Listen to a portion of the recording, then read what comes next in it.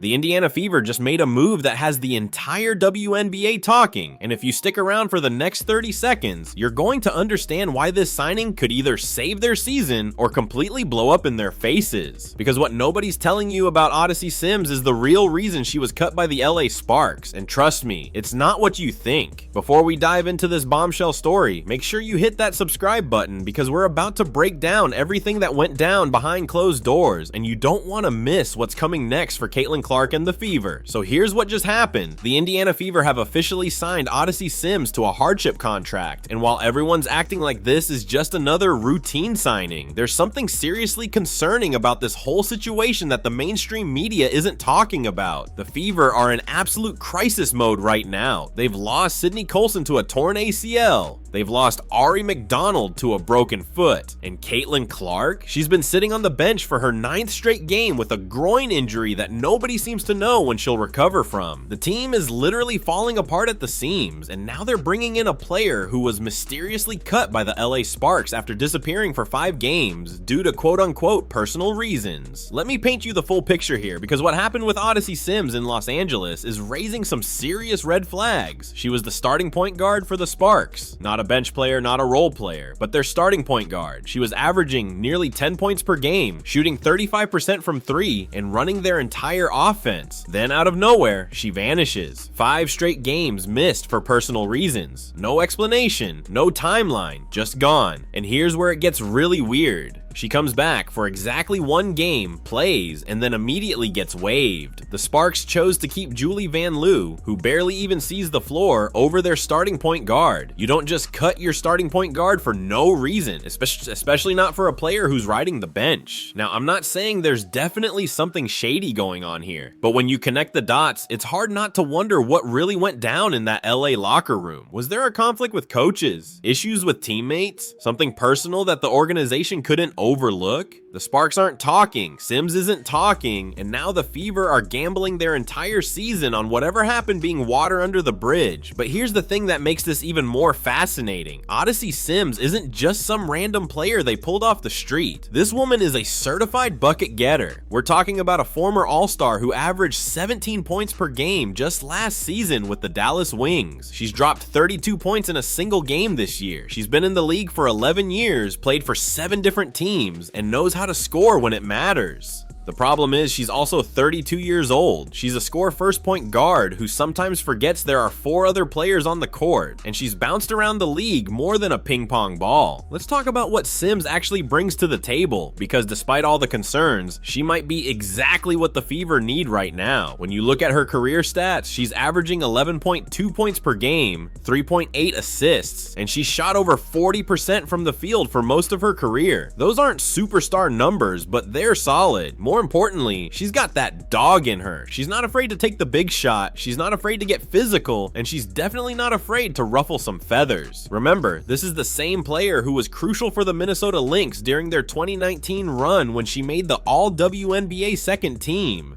She's won a national championship at Baylor. She knows what it takes to win at the highest level. And right now, with the Fever missing 3-point guards and trying to stay afloat in the playoff race, they need someone who can come in and contribute immediately. But let's address the elephant in the room. The fit with Caitlin Clark, assuming she ever comes back from this injury, could be absolutely terrible or absolutely brilliant. Clark is a pass-first point guard who makes everyone around her better. She's averaging 8.8 assists per game when healthy, and she needs teammates who can knock down shots when she finds them. Sims can definitely knock down shots, but she's not exactly known for her off-ball movement or her willingness to play within a system. She wants the ball in her hands. She wants to create her own shot, and she's averaged less than 4 assists per game for her career. Here's what one anonymous Eastern Conference scout told me about this signing, and I'm quoting here. "The Fever are desperate, and when you're desperate, you take risks. Sims can score, no doubt about it, but she's also a ball stopper who could disrupt their entire offensive flow. It's a high-risk, high-reward move that could go either way." Now, what's really interesting is how this affects Sophie Cunningham's role on the team. Cunningham has been absolutely balling lately, dropping 18 points against her former team in Phoenix, hitting 5 threes, and basically carrying the offensive load while Clark's been out. She's publicly stated she's way happier in Indiana than she ever was in Phoenix, and she's become a fan favorite for her toughness and her willingness to stand up for her teammates, especially Caitlin Clark. With Sims coming in, does Cunningham's role diminish? Does she get fewer fewer touches? Or does Stephanie White find a way to make all these pieces work together? The timing of this signing is also crucial. The Fever are currently sitting at 18-14, holding on to that 5th seed in the playoff race. They're only 2.5 games behind the second place Liberty, but they're also only 3 games ahead of falling out of the playoffs entirely. Every game from here on out matters, and they're about to throw a new point guard into the mix who hasn't even had a practice with the team yet. Sims is expected to play immediately, possibly even start,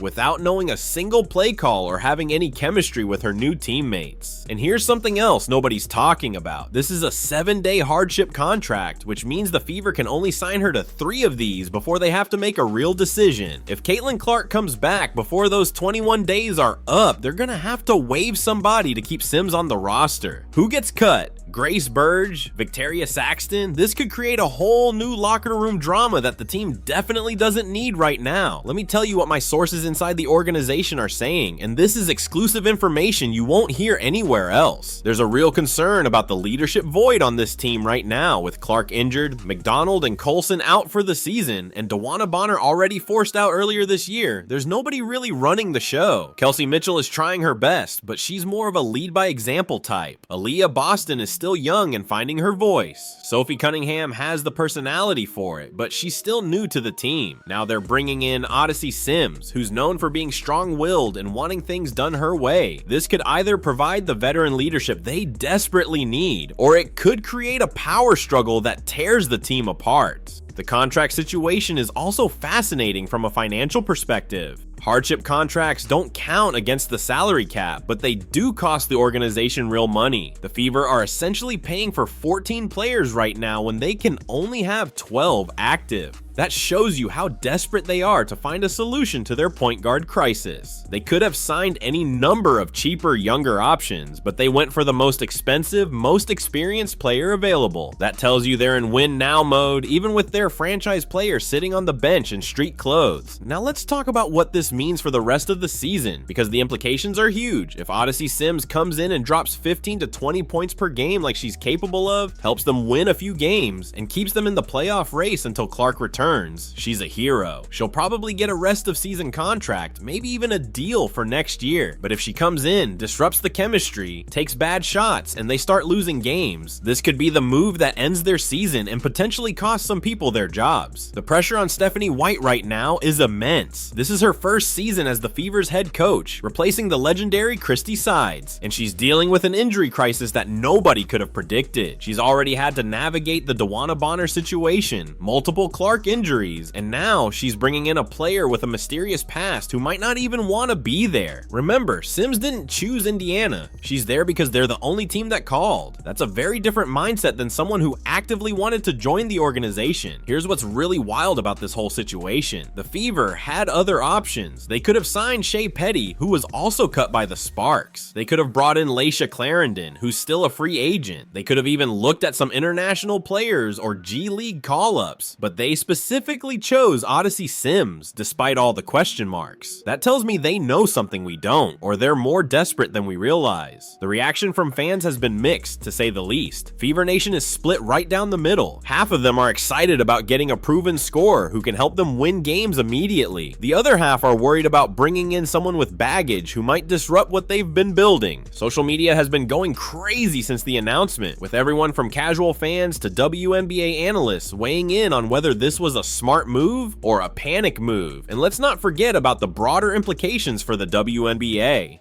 This signing highlights a major problem in the league right now, the lack of quality depth at the point guard position. When teams are fighting over 32-year-old veterans who've been cut by bottom feeder teams, you know there's a talent shortage. The Fever are supposed to be building something special with Clark Boston and their young core, but instead they're patching holes with duct tape and hoping it holds together long enough to make the playoffs. The schedule isn't doing them any favors either. They've got games against the Wings, Mystics, and Sun coming up, all winnable games, but also all games where they could easily lose if they're not clicking. Sims is going to be thrown into the fire immediately, expected to run an offense she doesn't know with players she's never played with against teams that are fighting for their own playoff lives. It's a recipe for disaster, or possibly, just possibly, it could be the spark that ignites their season. What really gets me is the lack of transparency from everyone involved. The Sparks won't say why they cut Sims. Sims won't talk about what happened during those 5 games she missed. The Fever are acting like this is just a normal signing when it's anything but normal. There's clearly more to this story that we're not being told, and that should concern every Fever fan out there. But here's the bottom line, and this is what it all comes down to. The Indiana Fever are at a crossroads. They can either accept that this season is lost, tank for a better draft pick, and focus on next year when everyone's healthy, or they can go all in, take risks like signing Odyssey Sims, and try to salvage something from what's been an incredibly frustrating season. They've clearly chosen option 2, and now we get to watch it play out in real time. The next few games are going to tell us everything we need to know. If Sims comes in and immediately contributes, helps them win games, and shows she can coexist with the current roster, this will be remembered as a savvy veteran signing that saved their season. But if she struggles, causes chemistry issues, or the mysterious personal reasons that led to her departure from LA resurface, this could be the move that everyone points to as the moment the Fever's season officially ended. One thing's for sure though, Sophie Cunningham isn't going anywhere. She's found her home in Indiana, the fans love her, and she's proven she can step up when needed. Whatever happens with Sims, Cunningham's role on this team is secure. She's the enforcer, the energy guy, and increasingly a legitimate scoring threat who can take over games when necessary. Her 18-point performance against Phoenix showed she's not just Caitlin Clark's bodyguard, she's a real player who can ball. As for Caitlin Clark herself, the silence surrounding her injury is deafening. No timeline for return, no updates on her progress, just day-to-day status that stretched into weeks. For a player who never missed a game in college and played through everything in her rookie year, this extended absence has to be killing her. You know she's watching from the sidelines, wanting to be out there, wanting to help her team, but unable to do anything but wait for her body to heal. The real question is whether this team will even be worth coming back to. If they fall out of the playoff race, if the chemistry gets destroyed by too many roster changes, if the season spirals out of control, what's the point of Clark rushing back? Maybe it's better to shut her down, let her fully heal, and focus on 2026. But that's not who Caitlin Clark is. She's a competitor who wants to win now, not next year. So where does this leave us? The Indiana Fever have rolled the dice on Odyssey Sims, a talented but controversial player with a mysterious past and an uncertain future. They're hoping she can provide enough scoring and playmaking to keep them afloat until their superstar returns. It's a gamble that could pay off huge or blow up spectacularly. Either way, we're about to find out exactly what Odyssey Sims has left in the tank and whether the Indiana Fever made the move that saved their season or the move that ended it. Make sure you subscribe and hit that notification bell because we're going to be following this story closely. The drama is just beginning and you don't want to miss what happens next. Comment below and let me know what you think about this signing. Is Odyssey Sims the answer to the Fever's problems, or did they just make a huge mistake? And most importantly, when do you think Caitlin Clark will finally return? Because until she does, the Indiana Fever are just trying to survive, one 7-day contract at a time.